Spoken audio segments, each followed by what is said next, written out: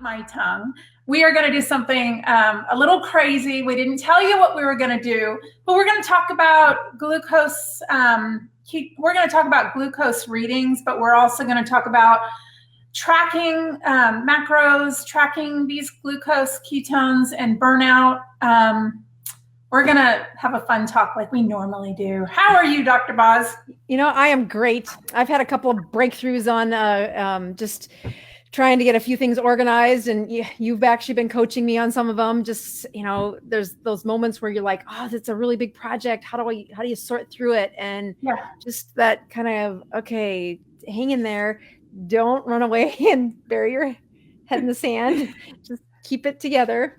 And I've had just some other things that have happened in the last week that just remind me to be grateful and thankful. And those are the days where you just say, yep, this life is really short, and that's right. I have lots of blessings. You can find fault every day, but boy, when you can find the blessings even in the bad days, and I've had a few days like that where I'm like, no, this was amazing. It's going to be. Amen to that. Amen to that. So the last couple, we've had pretty good viewership too on just kind of being able to take the ketogenic conversation to a higher level. Last week we both learned that if you mention the word soft porn at the earlier part of your like, what the heck? Why is it such a spike there? I'm like, oh, that's when we said that word. Yeah, that was we talked last week about an article on the internet that went viral from Maxim, and I wasn't going to share it. I don't support those kind of articles, so I never share it. But we did talk that it was, who gets their information from a soft porn website? Like, oh my goodness. That was hilarious. So yeah.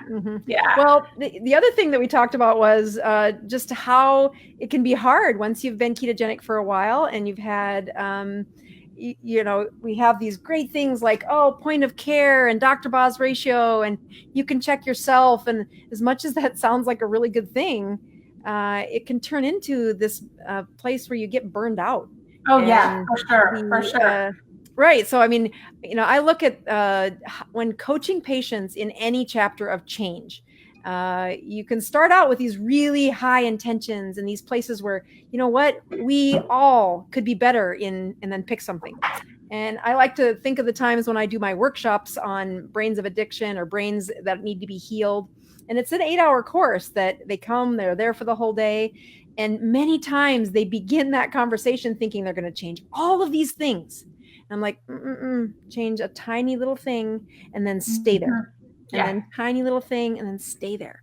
Yeah. And, when you and I first started, you had 18 months of, one change led to, then you got more confident in the next change. And even though you were keto from the very beginning, you can see how much more educated and more passionate you were about the ketogenic diet.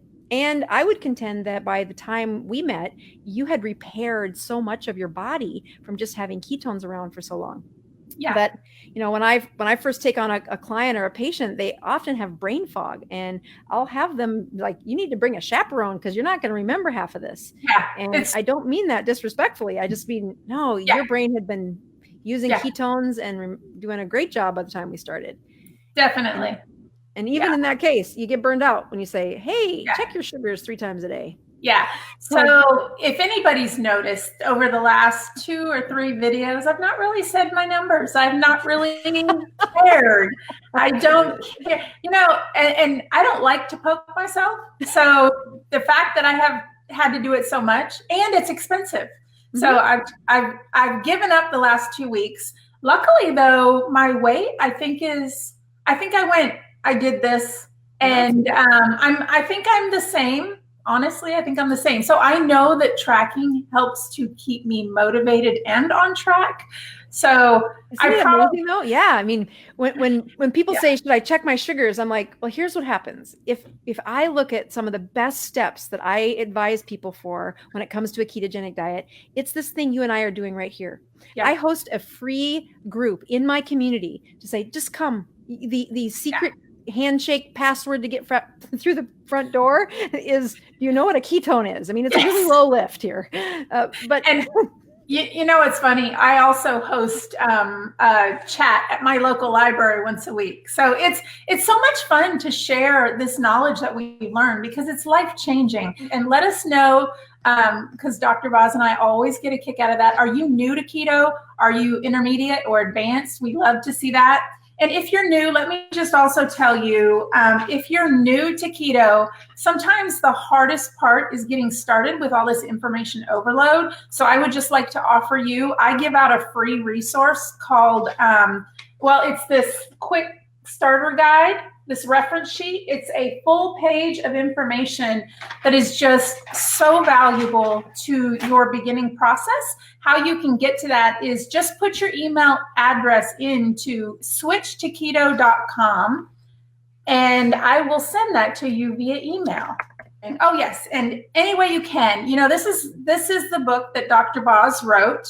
This is a book that I started with. It's an excellent learning tool. Not only does it give the story about how Dr. Boz helped her own mom, Grandma Rose, through the difficult transition between helping her with keto and cancer at the same time, but it gives a lot of teaching information in every chapter. So you do have the story of what happened, but you have tons of teachable moments that will help you in your journey. And it almost doesn't even matter where you are from beginning to intermediate, because you might come across some problems and you might need to know about what autophagy is. You might need to know what your liver's doing. You need to know what those glucose numbers mean and the ketone numbers mean, right? Right. You know, I think some of the best feedback I've had is, you know, I've told you this many times that I wasn't planning on writing a book. I was taking notes on how to teach my mom something that there wasn't a good basic book. I mean, there was lots of books for me to read and my brain was working right, but she was fighting cancer. She wasn't doing well. And I was just taking lessons to her. And the whole time, God bless my husband, he kept saying, you should turn that into a book. You should make that into a book. And I just kept thinking, oh, I don't do that. Yeah. That's not me. But what's powerful is, you know, I think that same story of people start on a ketogenic diet. And much like you, I mean, you have this almost a handicap that you are an amazing cook. So you have more valuable options. In my house, we don't have that, much to my children's chagrin. But we also fall off the wagon probably more because we just say, forget it. We're going to have something that's not on the list. But in that respect, you have, you've created a tribe, you've created a support system around you. And that in and of itself is such a valuable thing. When I talk about the story of my mom, I say all the time, there is no way she would have done this had I not been walking with her on this story. And I think that gets back to how we started this tonight, which is when you look at burnout in a behavior change, it's because they feel alone. They don't have good resources to answer the questions, and they don't have a connection to the people who are also struggling. Yeah. And they, you know, when you start poking your finger, it's very curious and interesting. And that's like this fun little, like, oh, I like this. And then you're like, poke my finger, smoke my finger. Well, you know, they don't do anything to do with that anymore. So, you know, when you look at what the chemistry hack has been for you, I think it was powerful, not only for the like accountability. You could see, okay, here she fasted, she got these numbers, and you have great numbers. Like you could sell your numbers. But the part that was really helpful for me is to say, okay, that's not where her issue is. And that's when we started extending that time where there was a no zone, like keep that quiet. And well, you've got to remember, somebody who's diabetic or somebody who is hypoglycemic like myself and struggled with blood sugars, it was ingrained in our head to eat every 2 hours, carry glucose tablets with you. When you crash, you have to have orange juice or sugar or candy or this stuff. So it's so much of a habit to eat every 2 hours from the time you wake up to the time you go to bed. It's 6 real. tiny minutes. Yeah. Mm-hmm. But it is a powerful improvement in just you understanding you. When I look at the change, whenever I'm taking care of, you know, take a problem, when I only get to check into their blood sensors or their report once every 3 months, it's really hard to change behavior. But point of care, meaning you can do this in your home. I'm going to gift you the knowledge to take care of yourself.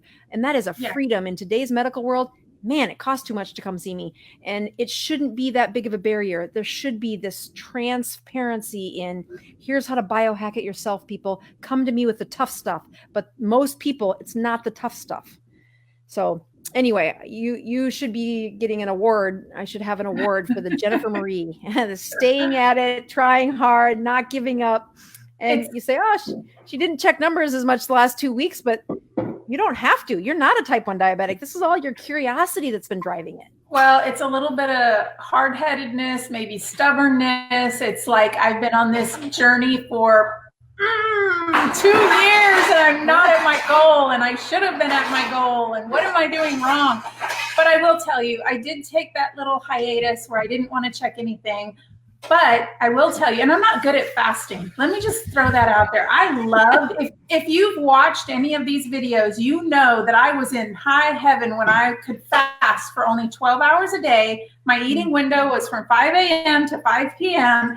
And my body loved it. The scale was moving. Everything was perfect. I mean, I could do that forever. It was no big deal, right? Mm-hmm. Then I got sick and something happened. And then my body's like, no, that 12 hours is not going to work anymore. So now I have to kind of switch it up a little bit.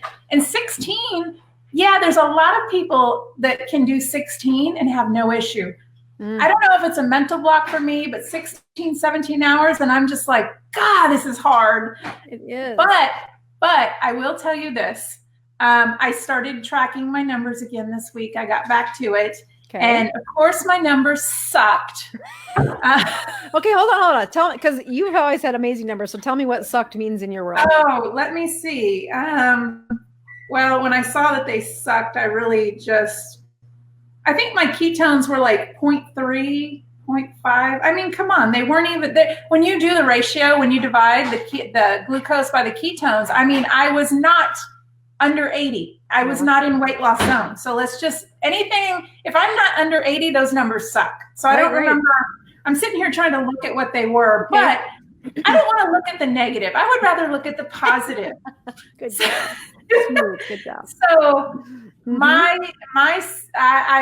I just went ahead and did a fast. I stopped eating at 2:00 one day. I think it was the day I did the talk at the library. Now that I think about it, I stopped eating at 2:00 that day, and I didn't eat. I don't remember until the next time, but I use that app where it tracks your numbers. I fasted for 20 hours. It was the longest fast I had ever done. 20 hours, because I stopped eating at 2. I woke up in the morning and they were still crap numbers, and I was so angry. I was so mad that I couldn't have my delicious fatty coffee. And I was like, oh, it's real. But check this out. So this was, I think, 10 or 11. Look at these numbers. Oh, those are good. See, that is a flexible metabolism. Oh, that's so good, because that ratio is awesome. You know, when you look at that, I can't tell you that powerful understanding that your little mitochondria said, yep, when she gives us glucose, we'll take just fine care of it. But if you deny them, you didn't spend, 3 weeks feeling like crap. You spent like 4 or 5 hours after what you were saying, okay, maybe I'm done here. And now up went the ketones, down went the sugar. And that is a reflection of a healthy metabolism, one that can use both, and that you didn't feel like I had to go offline and I felt terrible. No, you were irritated that they weren't great, but that is the power of checking. And so good job. So in the world of like the journey goal weight loss, since November, how much weight do you think you've lost since we started? Golly, you know what? I have a love-hate relationship with the scale. So I've really been, I honestly, I think the last time I checked it was 64 pounds maybe. And honestly, I didn't check before this. I probably should have, but next time we talk, I'll have a more accurate number, because I keep those numbers, but I can't fall into that trap of like really looking at the scale, or I just got to make sure it's moving every once in a while, Yeah, no, that's great. So I want to use those slides that I shared with you to teach you why checking your numbers are really important. So a couple of weeks ago, we took on some questions about carb cycling. And since then, I felt like I couldn't express how this diet does on carb cycling. So this is a study, and this was one of the people that presented at that conference I was at. And they were looking at keto carb cycling and what does that mean? So looking at this slide, what I'm trying to show you is that Monday, Tuesday, Wednesday, Thursday, Friday, so the weekdays, they spent on a ketogenic diet. And the keto was, less than 10% was the carbohydrates. The rest of that 90% was the protein and the fat. So they were very carbohydrate driven. On the weekends, they didn't go hog wild with all carbs. They actually just cut their carbs back to 50%, which I think is a pretty fair thing for a ketogenic person to do. Those little things at the bottom those are insulin, and again, that's our enemy when it comes to weight loss. Wait. What is 50% carbs mean? Like, what is that in grams? Like, what does that look like? So if you were looking at your macros, half of the calories that you're taking in would be carbohydrates. So okay. So in a ketogenic diet, we look at the carbs being like 5 to 10%. And I think they were pretty fair when they were looking at what carb percentage they called keto. Because you can take this to the therapeutic level where it's less than 5% of the diet is carbs. 20 carbs in a day is somewhere around that 5 to 10% of your calories are carbs. So it's a pretty strict ketogenic diet. But the rest, you only have 3, so you got to divide up the pie in 3 ways. So on the weekends, half of their calories was from carbohydrates, and then the other 25% from protein, 25% from fat, or a combination thereof. Okay, so there's that. That's just how the study was designed. And this is looking at their weight loss. So in the blue column, those are my little ketones there, and then the red guys are my little carbohydrates. And if you look, those are the ketones along the side. Oh no, that's the fat loss along the side. So they were looking at how much weight was lost when people were keto in the carb cyclers versus keto the whole time. And I think it was over the course of 6 weeks, but the kilograms lost were actually identical. They both lost the same amount of weight. So go to the next slide and I'll show you just a little bit more about what exactly this means. So here are those little blue guys are my ketone people. They were the ones who did not take a break on the weekends. They did not carb cycle. I like to call those compliance days or cheat days. And the bottom little red guys are the ones who during the week, Monday, Tuesday, Wednesday, Thursday, Friday, they were keto, but on the weekend they had 50% carbs. And I just want you to take a look at that. Along the left side are the ketones. So there's a 0.3, and then that dotted line is the 0.5, which is where they said this is probably the best way to measure ketosis.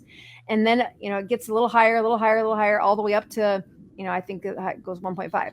But you can see that the people who stayed in ketosis, they didn't cycle out, all had that ketone that was pretty good, 0.8, 0.9, 1.2. And this is just Monday through Friday. It took them all the way to Friday for the carb cyclers to really get back to a ketogenic state. And now go back to the slide.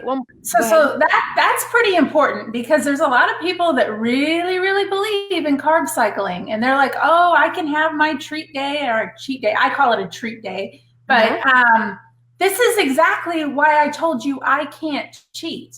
Because and I felt like I couldn't make the point well enough. So that's why I made these slides to say, no, I got to drive this home. I think nobody captured what I was trying to say that night.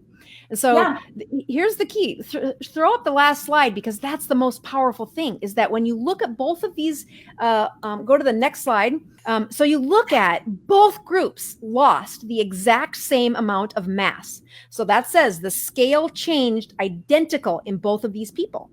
And these are pretty committed athletes that were using this. So they both lost the same amount of weight. But if you look at this study there, it says the ketogenic people lost the most amount of fat. Yes. And they lost 3 times the amount of fat. When you look at the people who carb cycled, they lost only 1/3 as much fat. So I posed the question, well, what did they lose? If you have a carb cycler who didn't lose as much fat mass, but the scale still dropped the same, what part of their body did they sacrifice? What did they lose? The muscle. Isn't it the muscle? Exactly. Yes. And that's exactly the point I'm trying to make, is that carb cycling, what happens, and it's the same thing that's happening with you over these last couple of weeks, saying, oh, I'm just tired of checking and I don't want to look. And like the danger of that is that those ketones really do sink down, even though they say, hey, I'm keto's not working for me. I'm like, don't use those words unless you're checking, because that ketone will sink back down into the 0.3, and your system will then start to do something that's kind of naughty, which is it's going to start robbing the muscle instead of staying strictly. I mean, I don't want to lose any muscle. I want to lose fat. I mean, and so does everybody that comes to me for weight loss. They don't want to lose muscle. And that's the powerful part about saying, oh, now this was people early in their ketogenic journey too. Like they were not just day one. It was, they were athletic and they wanted to lose weight. That's what they were entered into the study for. And they didn't study them for 6 months. So this was just I think it was 6 weeks it took them to do the whole study. The powerful part that I'm trying to show you there is when you check that once a week or once a day keto Dr. Boz ratio, not only do you get to check in to see where you're at, but so that accountability is very powerful. Yeah. But if you can push your system to really, make sure to check that Dr. Boz ratio. I mean, yours, you got down to less than 40 in one day of 20-hour fasting. But you can see why over this course of 3 years, I have this goal for 2019 that I'm going to fast every week. That starting on Sunday, I'm not going to eat after our Sunday meal, and then I will fast. And I no longer use the timer to say how long I'm going to fast. I want that autophagy. I want to prove to my metabolism journal, if you would, that I've ignited not just the repair cleanup, but that I'm tapping into the fat mass. And I do the same thing that you were running into, which is I'm tired of checking. But once a week, I can do the fast to get where I need to go. And then I'll tell you, I try to check my numbers at least once or twice the rest of the week, but I really check when I'm fasting. So I have this concentrated time. So just to make sure that we understand this, you fast until you get to that 40% range. When you divide the glucose by the ketones, you make sure it's 40% or under. And then the rest of the time, you still eat keto. Correct. You're just not doing that strict of a fast. And that is to make sure that so when you're in the 40% range, that's immune boosting. So you do that once a week. Do you fast? Like if that takes you, so I know I've talked to you, sometimes it takes you to the next day, sometimes it takes you even longer. Is that because sometimes you are maybe treating and it is? Yeah. Okay. So what happens on, Saturday, that's why I fast on Sundays, is that the most relaxed day I have is going to be Saturday evening. And it sounds like very 1950s, but it's actually just about having teenagers because they're usually doing something then too. And so a husband and I will, I might have a glass of wine on Saturday night, or we might just eat out. And as much as I can keto out, I'm tempted by, sweets as well, but that's about the only time I do it. And I've learned what's very, that feedback loop is totally going to work on me too, is that I hate it when I have to fast like 70 hours to get to a 40. God, I know. I did 20 hours. Like, okay, cheating is not as important to me as it is if I would have to do this. This is why I don't cheat. You always say like, oh, you do this so good. No. It's because I don't want to do the fasting. I would rather forgive. I would rather just not even have that food if I have to do the fasting, because 20 hours is painful for me. I know you're laughing, but it's real. I know. I get it. We all have these motivations that say I'm not doing that, but I get it, because the first time I did a 72-hour fast, I was crabby. I did not get very much done on that third. That just the mental setup was real. Like I don't have time for this. No. My kids have told me, Mom, you need to warn me when you're fasting. And I'm like, what do you mean? I get stuff done. No. You need to tell us ahead of time. So I guess I'm crabby. I don't know. Yeah, right. It's real. And so that the rhythm of it is much, much harder than I want it to be too. So the fasting is real though. And it does affect my mood. It is something I'm much better at. I mean, I've been doing it now for like 8 months, once a week, and I'm much better at it, but I also, it's a mental thing, first of all. And then, of course, I have the salt. Like, this is the pink Himalayan salt rocks. Yes. Like, this is my lifesaver. If I don't have the salt rocks, I will tell you, we went to the movies one time, and I knew that popcorn smell was going to get me, but I was not going to cheat. I made my husband stop by Natural Grocers, hold out in the car so I could run in and get some salt, because I knew I could not be put in that situation without me having something in my mouth. It's real. Like if I get into the movie theater and I don't have salt with me, I fall off. I can't do it. The smell overwhelms me. If I have the salt, I can make it. But man, yeah, and I'll have like 5 salt crystals during a movie theater because the temptation is so high. But if I have them, it's amazing. I do fine. It's like, it's the salt I wanted anyway. Me too. Yeah, me too. I can smell that, and it's okay. And my husband totally had popcorn, and I was like, "How you feeling, honey?" He's like, "Yeah, it was worth it." And of course, his metabolism, he can bounce right back. It's no big deal. But I can't. Anyway. Ooh. So should we tell them? Oh, I'm so scared. All right, so I'll take the blame.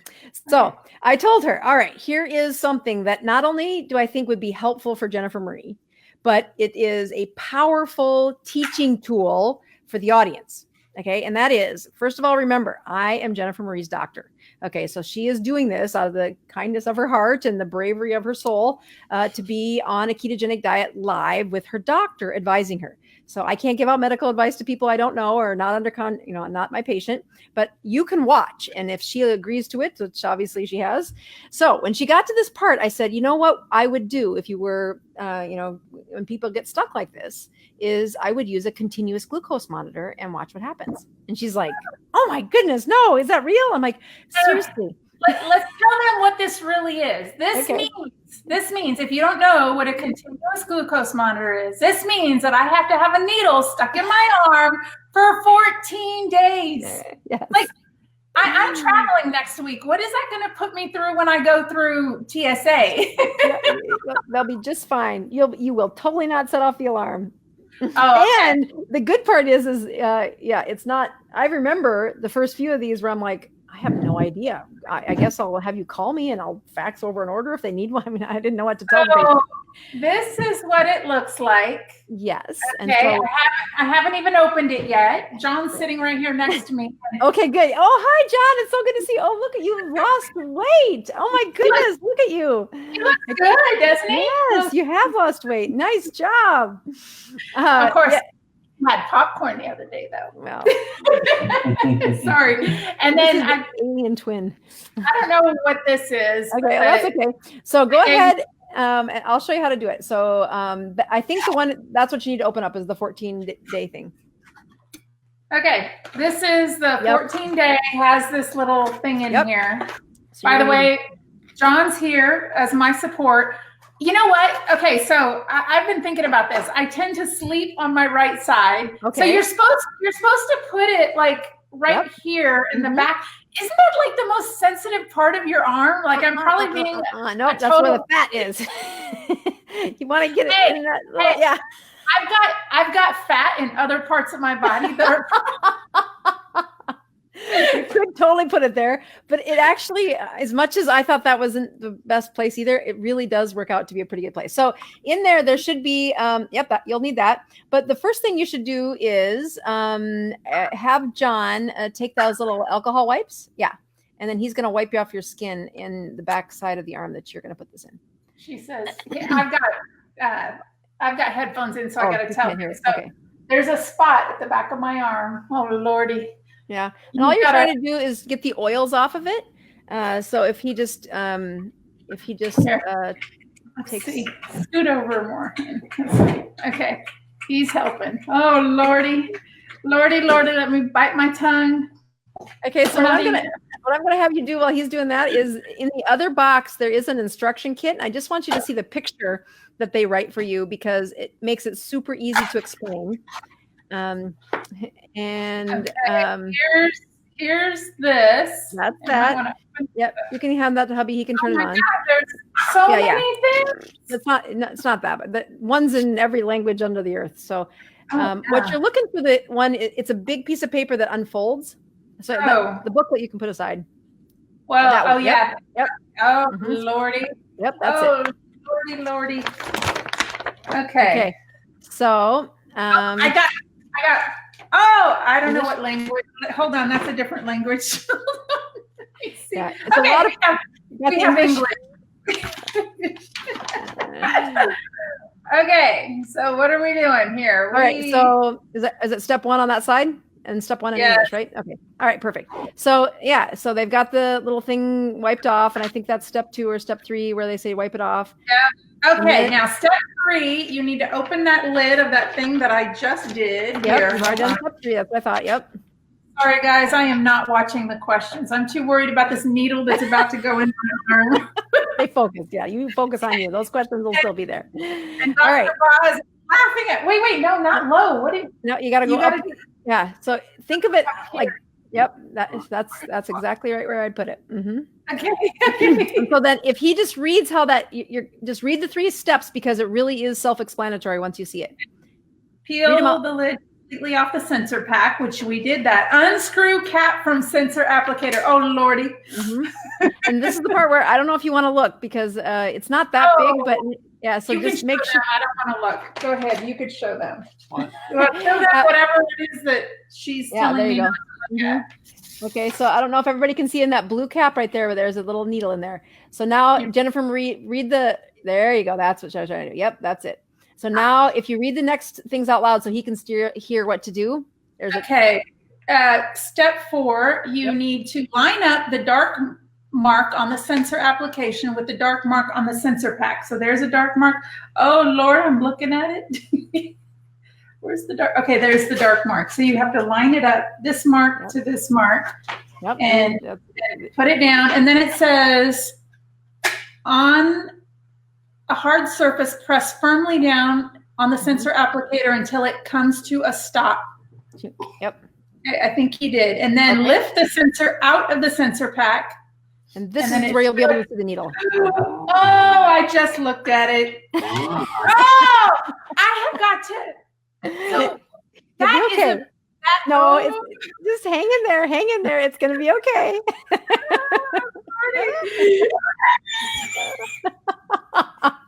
You know what? He's had to give me stuff before. I think he enjoys this shit. I mean, he enjoys this. He enjoys okay.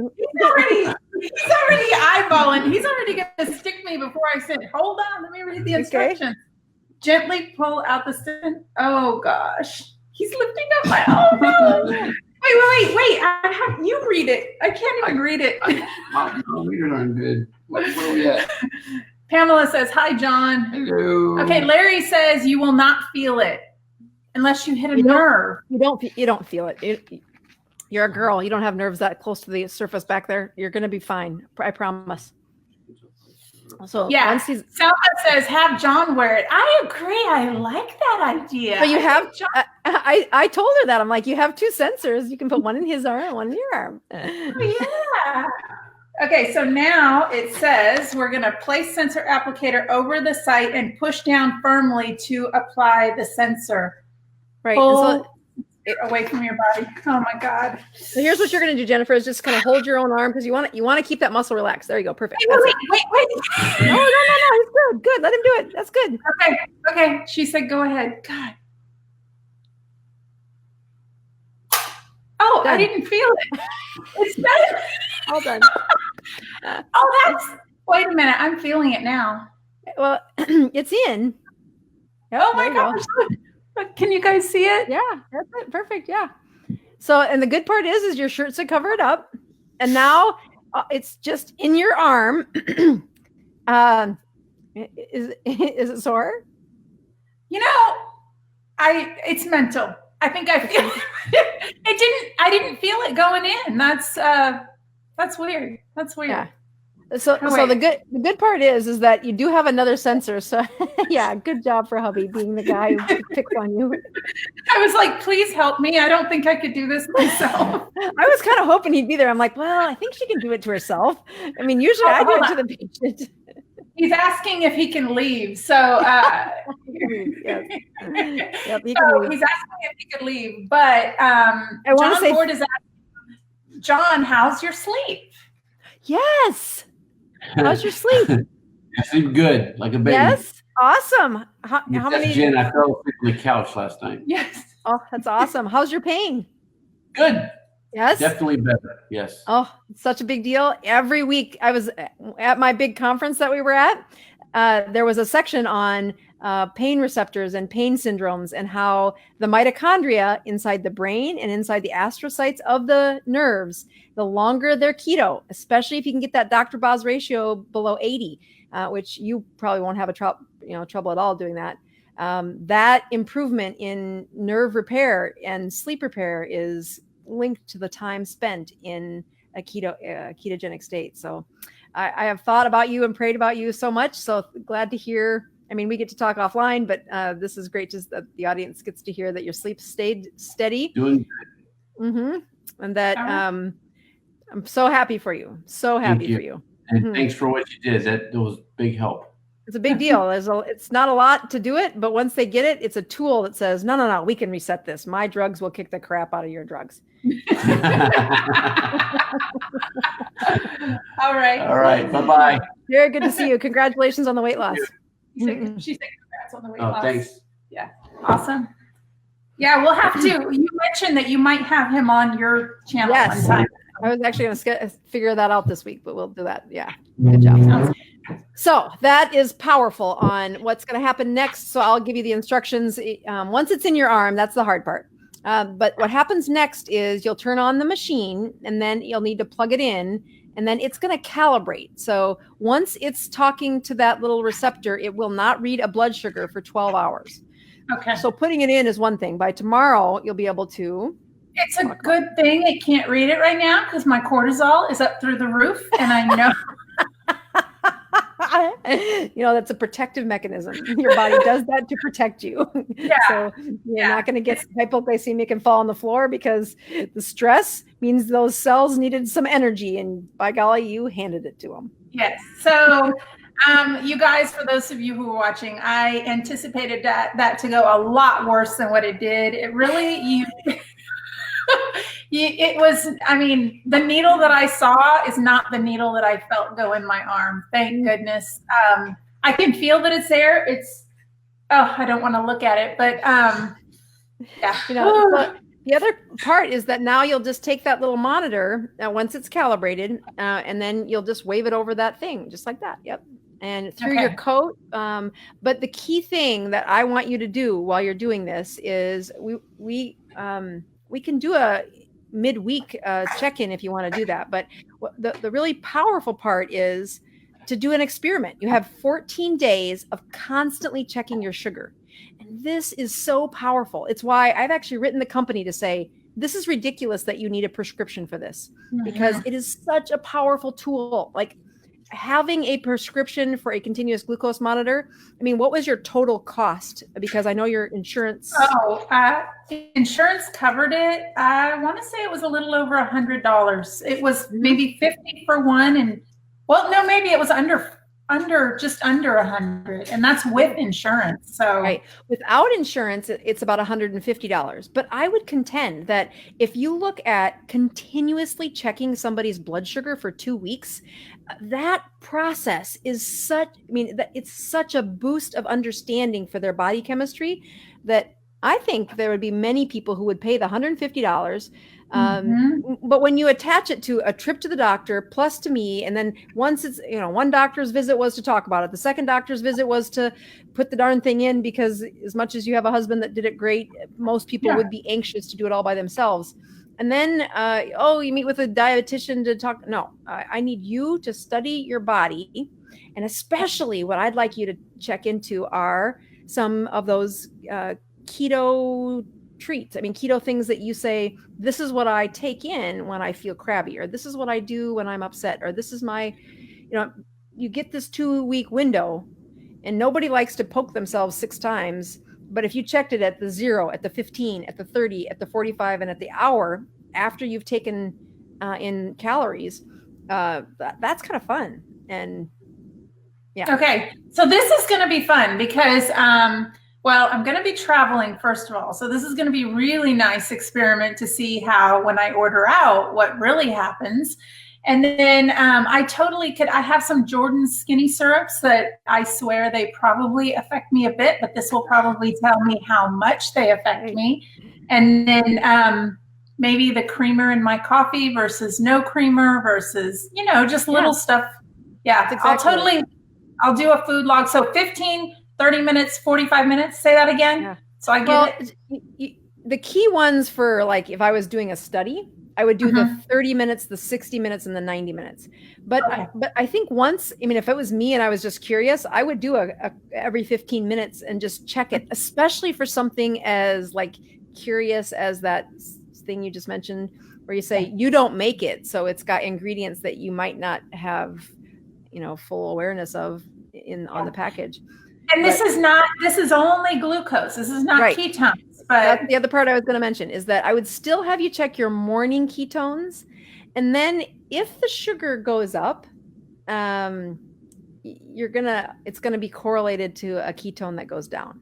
But what would be curious is if you see a time where you eat something and the sugar just stays pretty steady, the ketones can still go down. And so if you have a flat line of glucose, that would be the time I'd spend the money and do the, it's not a big cost, but it's really the poke that I don't like. I know, me too.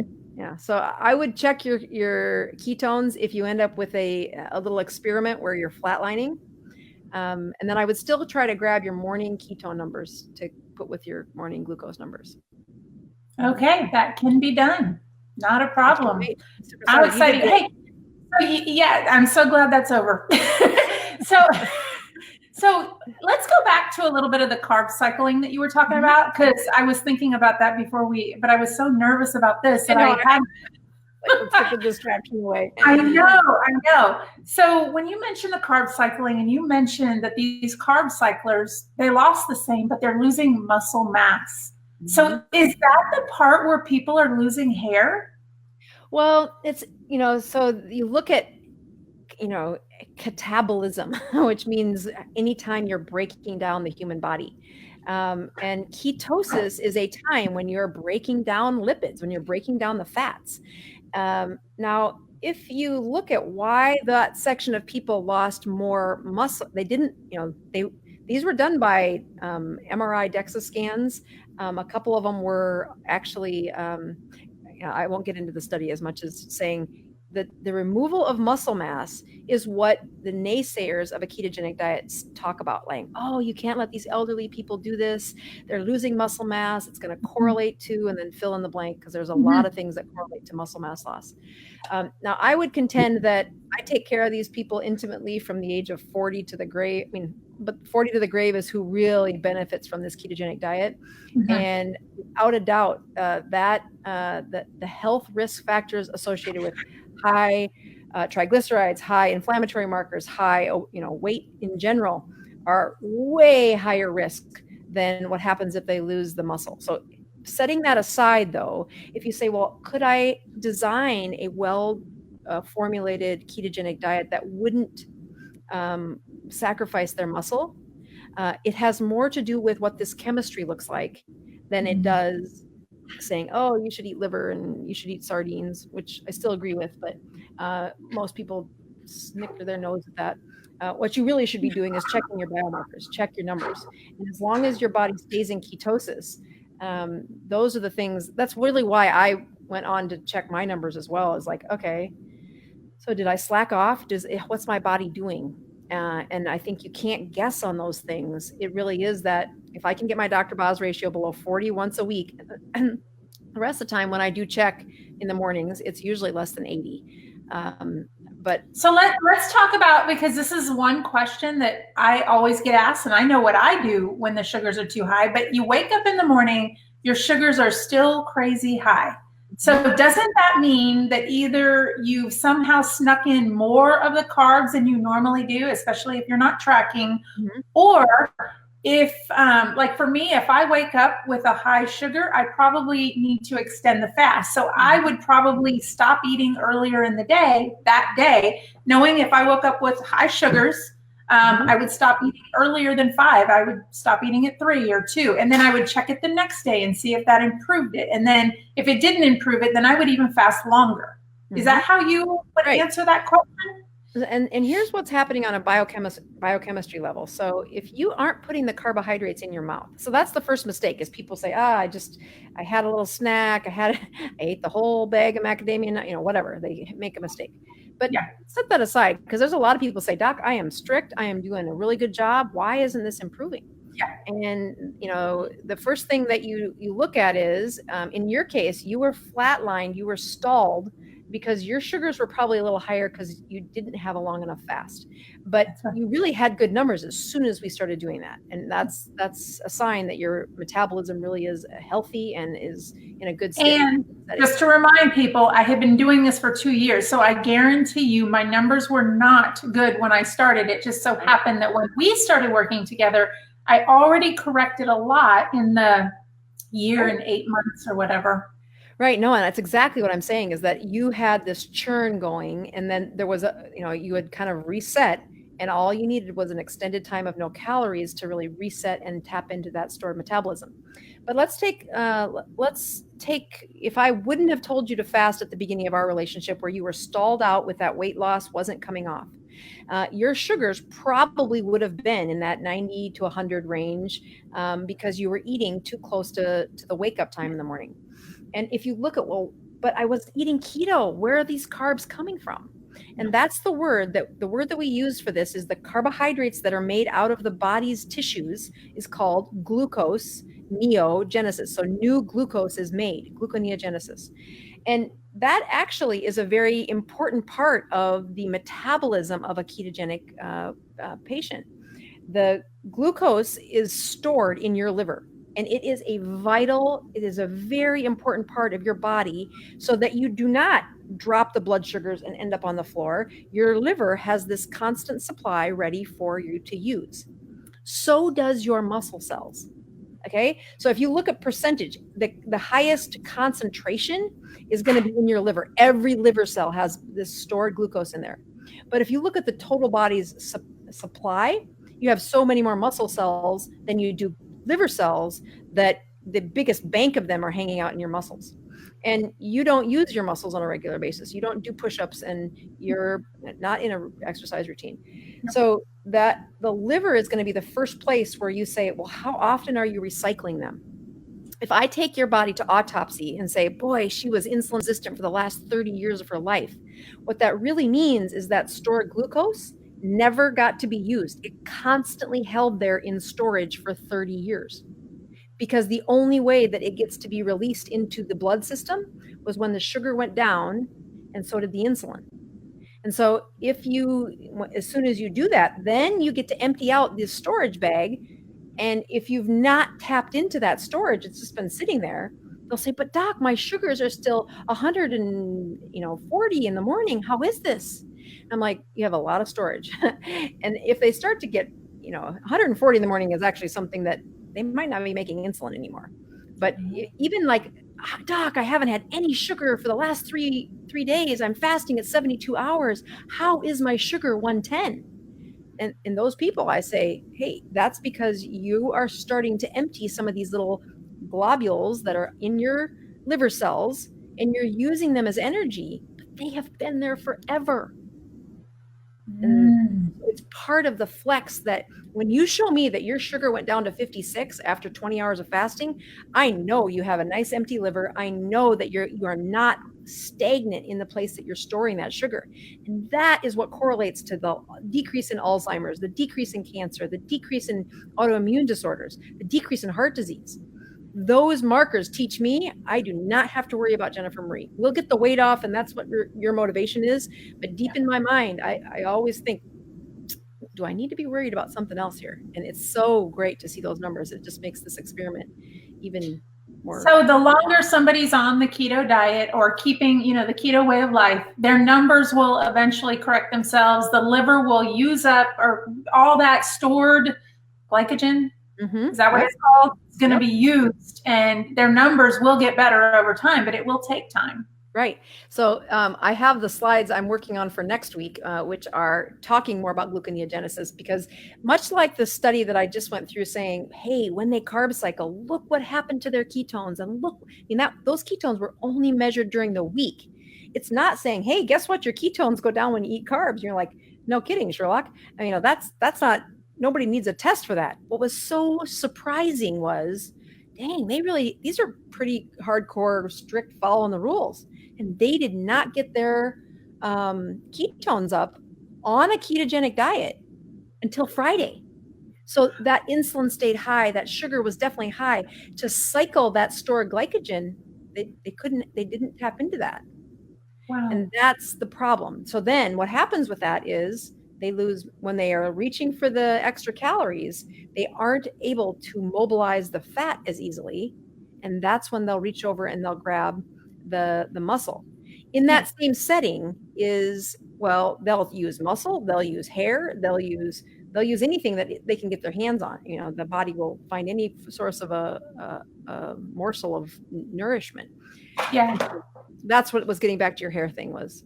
Yep. So, and that's the thing I've noticed. I haven't tracked in the last 2 weeks. I don't know why. I am losing hair again. I'm noticing more, like when you take a shower and you see it in the bottom, and I'm like, oh, I haven't seen that in a while. And I was like, what is triggering the hair again? I know I'm getting protein. Well, so how are your hot flashes doing? I thought they were getting better. And here in the last 2 days, I feel like they're getting worse again. Yeah, because there is a hair loss that's associated with menopause. And so if that's if that's happening in the background, it may have lesser to do with the keto, because we'll see what your numbers do this week.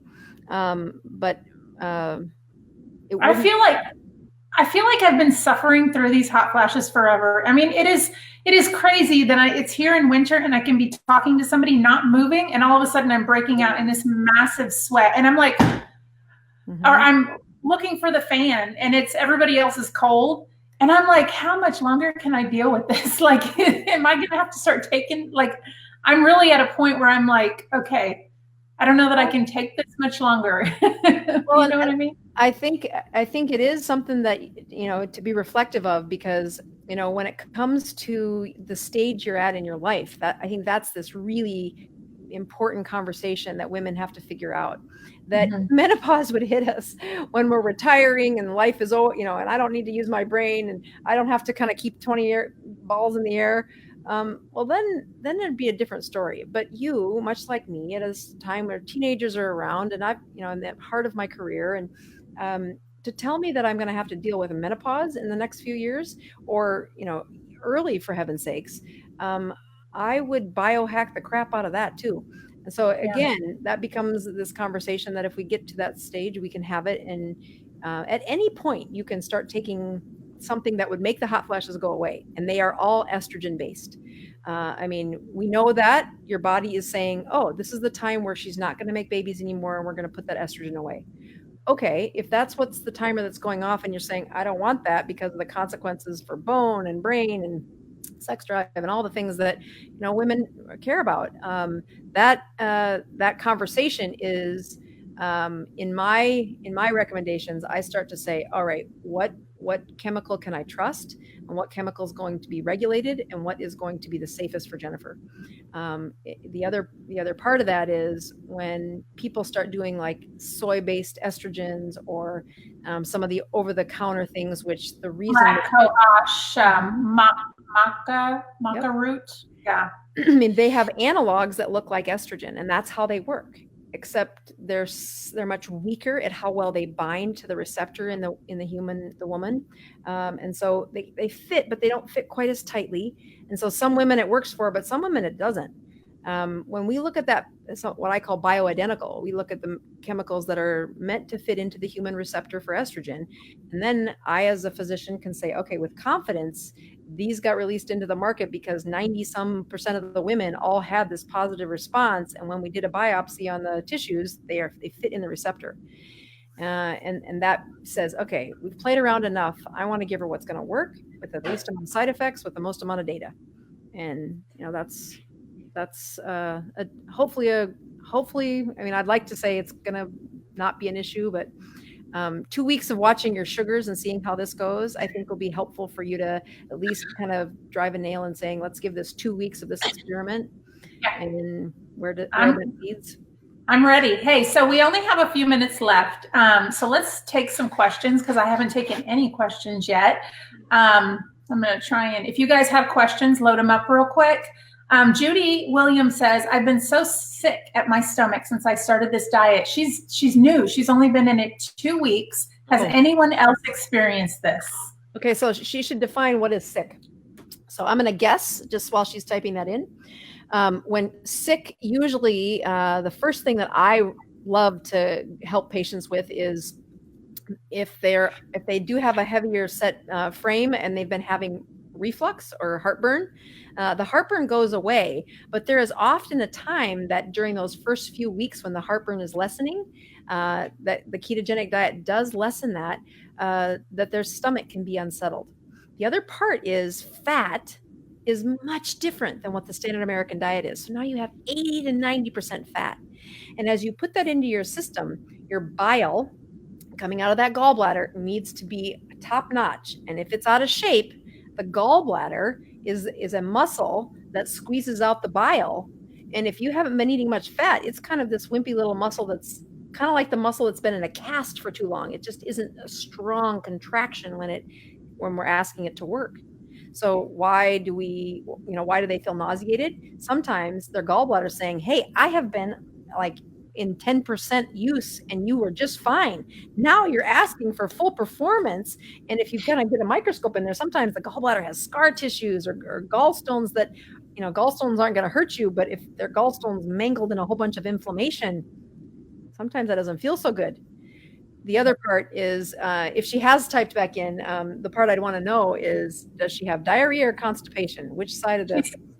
She said nausea. And you know what I find out most with nausea is people are missing their electrolytes. That's like the biggest thing that I think is with nausea. You need your potassium, calcium, sodium, and magnesium because that's what the keto flu is. If you're not getting those electrolytes, that is the keto flu. You are feeling sick. What's her name? Her name is Judy Williams. So Judy, I would also recommend that you go get a float. So type into Google, float near me. So that is a hypersaturated Epsom salt bath. And I used to tell patients, go get the Epsom salt, have 8 cups in your bathtub, stay in there for 40 minutes. And although I still would do that if you live in a remote area, my folks live 100 miles from one. But having access to a mineral float is one of the fastest ways to reset magnesium. And the nausea from low magnesium is actually caused by constant cramping in the muscles of the bowel of the intestines. And boy, I used to not give that enough credit. Cannot believe how much of that's been related to magnesium. When they get that magnesium replaced, bam, that symptom goes away. So I would schedule you for 4 floats over the course of 8 days. So every other day, go do a float. Sounds intense, but man, it removes so many symptoms in a hurry that it becomes like the fork in the road. Did they stay on the ketogenic diet or did they not? And it had to do with replacing those electrolytes. You can do it orally, but man, those floats do amazing at resetting that for patients. Yeah, and John and I did that in the beginning too. We have a membership now, although we haven't gone. Hey, I have a question here from Dana McCormick. She said the blood testing machine they are getting the sugar numbers from. So the blood test, so there is a device that I use for glucose and ketones that you don't need a prescription for. And it's this one that I use. And I can see that it's a comment in there from the page. It says it's the glucose meter that we use. So it says blood meter I use. So just scroll down a little bit and you'll see the link to that blood meter that we use. So that's the one question. Let me see if we have anything else. Okay, Larry says, I've been doing keto for 2 years also, but was eating too much protein and needed more fats. So what happens when you eat too much protein? Well, so again, you want to be careful about what stage they're in. If they're early in the ketogenic diet, that protein can be, how I like to have patients think is, what's your ideal body weight? And if you take that and divide it by 2.2, which is taking pounds to kilograms, that is a pretty good number, pretty good goal for the grams of protein you should have in a day. That's taking it a 1 gram of protein for every kilogram of muscle mass in your system. What happens though is in the beginning, there is still quite a response when they're first keto. The protein can still make their insulin go up, and they can really kind of not lose weight. When they get to a phase like you've got or I've got, where I have blood numbers that say, man, they have really good Dr. Boz ratios, the chances that the protein is causing an insulin response is much, much less. So I've had folks eat up to 2 grams per kilogram, so twice as much protein, and have no insulin response. They really have a good control of their sugars, and they have continued to lose weight, but they have to be keto adapted in order to have that chemistry set.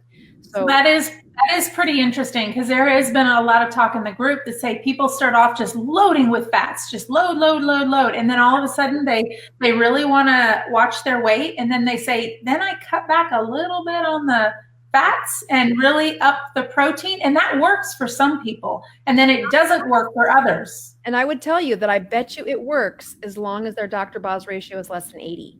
So what you're really fighting there is, don't be blinded by your chemistry. Checking those numbers and understanding what your ratio is the ticket, where you say, are you going to be somebody that this works for, or are you going to be sabotaged and end up flatlined with your weight loss?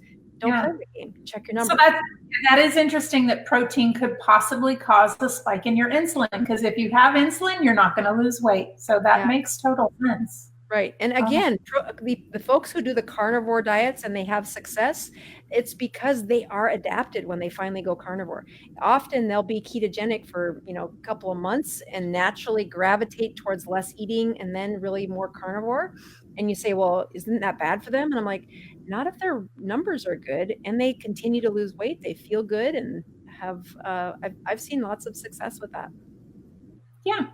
All right. Well, I know we are way over our time, and I thank you for answering the questions that you could. Sorry about being a big old baby with this needle in my arm. I'm excited to see what it does. Well, I am. So I will try and document different foods. I will try and experiment with foods that I don't normally eat even. Yeah, I think it'd be fun.